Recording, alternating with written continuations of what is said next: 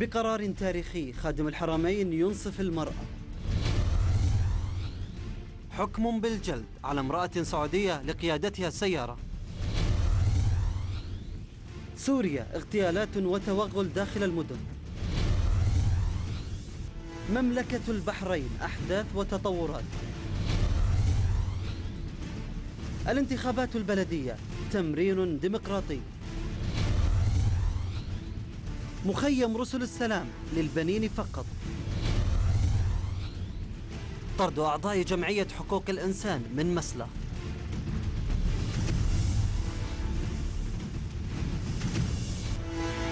السلام عليكم ورحمة الله وبركاته. أهلا وسهلا بكم. أنتم معي مجددا في برنامج الأسبوع في ساعة. دعوني بداية أن أرحب بضيوفي الكرام الدكتور محمد العبد اللطيف الكاتب بجريدة الجزيرة، مساك الله بالخير.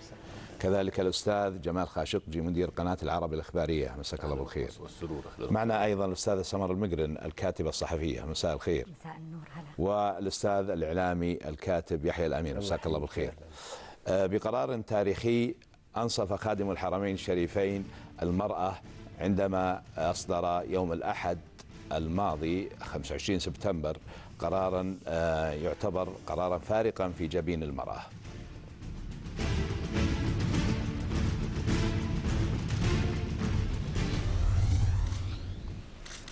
يعلم الجميع بأن المرأة المسلمة في تاريخنا الإسلامي مواقف لا يمكن تهميشها، منها صواب الرأي والمشورة منذ عهد النبوة. دليل ذلك على مشورة أم المؤمنين أم سلمة يوم الحديبة، والشواهد كثيرة مرورا بعهد أصحابه والتابعين إلى يومنا هذا. ولأننا نرفض تهميش دور المرأة في المجتمع السعودي في كل مجال عمل وفق الضوابط الشرعية، وبعد التشاور مع كثير من علمائنا في هيئة كبار العلماء وآخرين من خارجها، والذين استحسنوا هذا التوجه وأيدوه، فقد قررنا التالي: أولا، مشاركة المرأة في مجلس الشورى.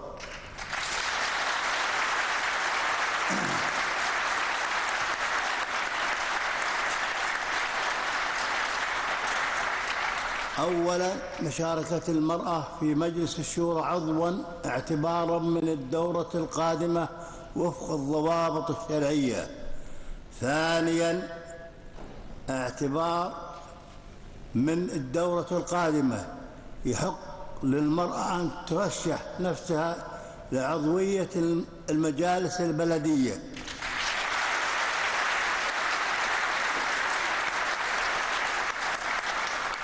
ولها الحق كذلك في المشاركة في ترشيح المرشحين بضوابط الشرع الحنيف.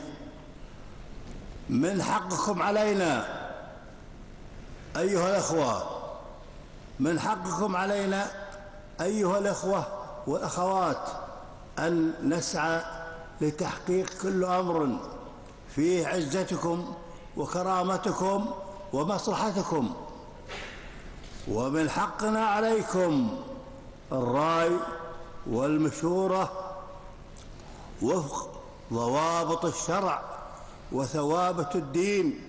ومن يخرج على تلك الضوابط فهو مكابر، وعليه أن يتحمل مسؤوليته تلك التصرفات.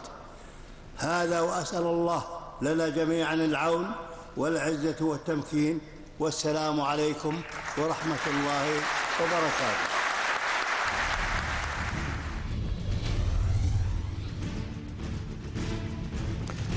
أستاذ جمال، الحقيقة أنه قرار يعني ما لا شك أنه قرار تاريخي في تاريخ حتى المدنية السعودية الحديثة. أنت إيش رأيك، ما الذي يمكن أن تسهم فيه المرأة في مجلس الشورى؟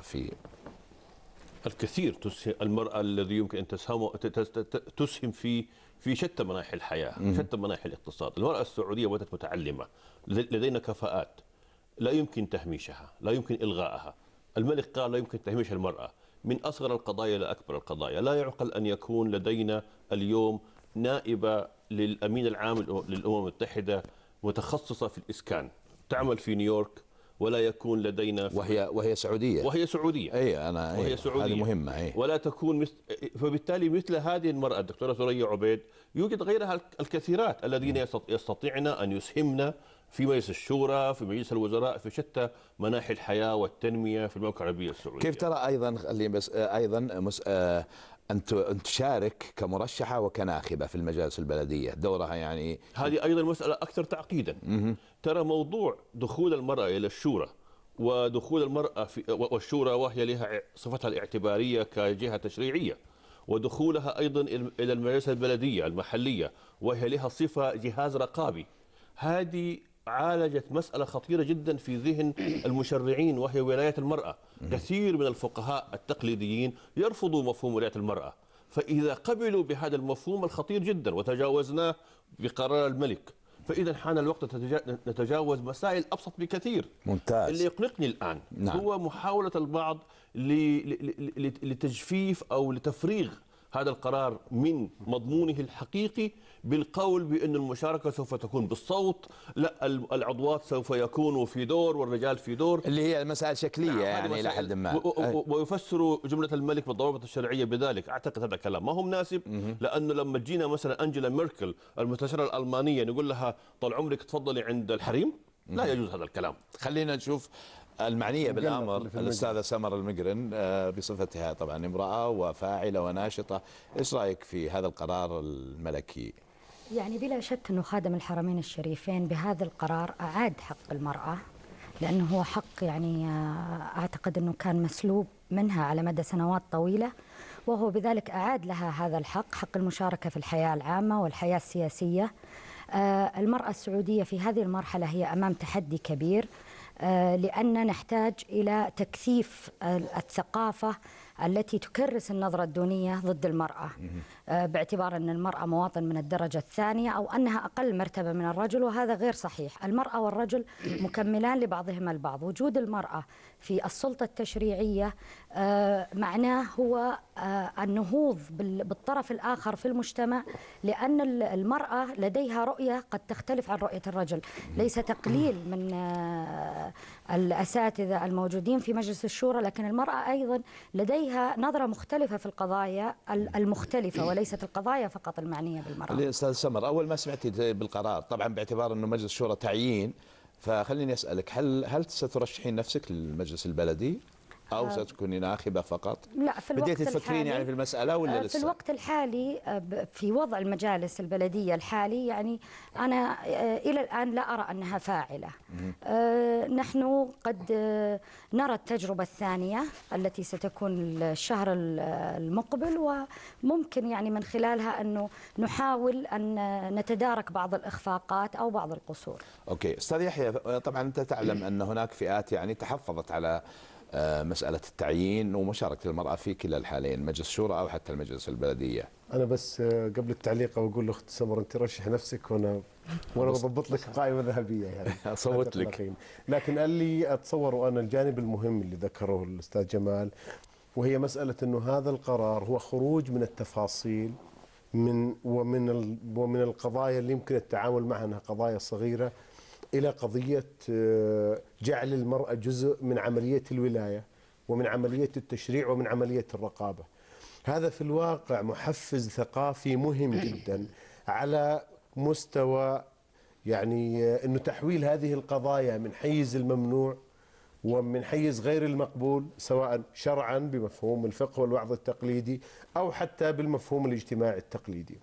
لكن أيضا يظل الجانب المهم بالفعل هو مسألة كيف ستدار هذه العملية.